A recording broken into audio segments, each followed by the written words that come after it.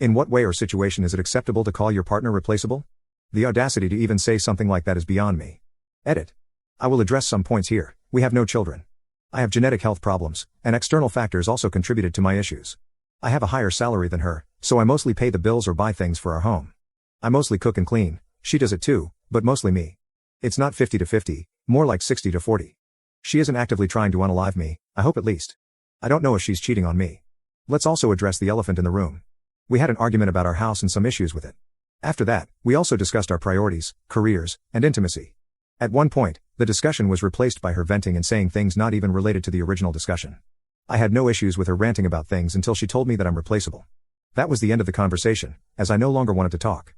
She finds my silence terrifying, but she didn't stay in the house for long after the argument. I don't know when she came home. I woke up in the hospital, and she was there. She kept crying and holding my hands. She didn't speak much, she couldn't. On a side note, some people in this comment section have some issues themselves. Some of the comments are just wild and horrifying. Edit. I've decided to separate for a month. We will go to a counselor and speak maybe 1 to 2 times a week. If she cares about me, she will accept it and do everything she can to improve our relationship and marriage. If she starts playing around, going out on dates, or if I suspect her of cheating, I will end it. There won't be any forgiveness or second chances. I will make an update post sometime in the future. Many of you reached out and offered support and advice, so I think the least I can do is provide you with the update. Thank you all very much. Update 1. As promised, here's an update on my situation. I won't go into much detail, just the most important things. Physically, I'm doing great. I've started working out again, although at a slower pace than before, but with time, it will get better. Separation really helped me a lot. Firstly, I might sound selfish, but I only worried about myself, so I did everything for myself. At first, it was a different feeling. I felt alone for the first time in a really long time, and I needed a few days to get used to it. After I got used to it, it was actually quite nice. I got to do whatever I wanted, whenever I wanted.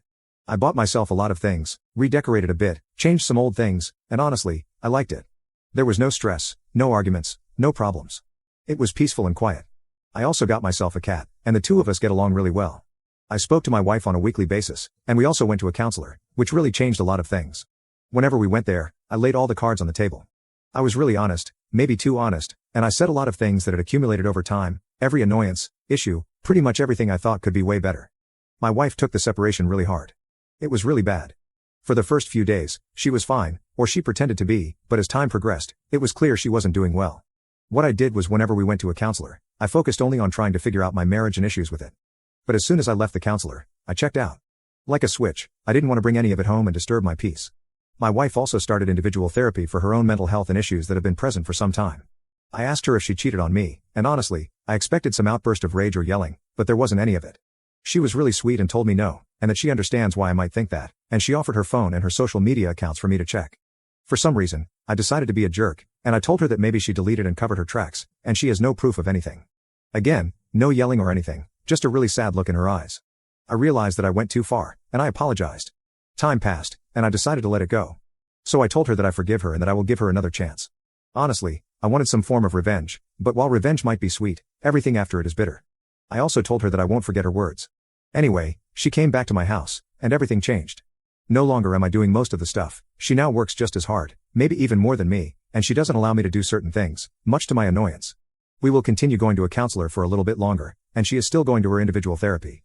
While I liked being alone, I truly missed her. I missed her hair, her smile, her eyes, and now I find myself looking at her and paying attention to everything she does. I guess separation made us appreciate each other way more than before. Maybe we took each other for granted, and we didn't value each other until we split. I think we fell in love again. I can't describe it, but each hug, each touch feels different, like it radiates with sincerity and love. As for the future, I'm planning a trip in secret as a surprise, so we can go out of town for a few days, just the two of us. Time alone really helped me relax and not worry about unimportant things. I focused on myself and what I want my marriage to be, and my life. So now, I'm going to work towards that.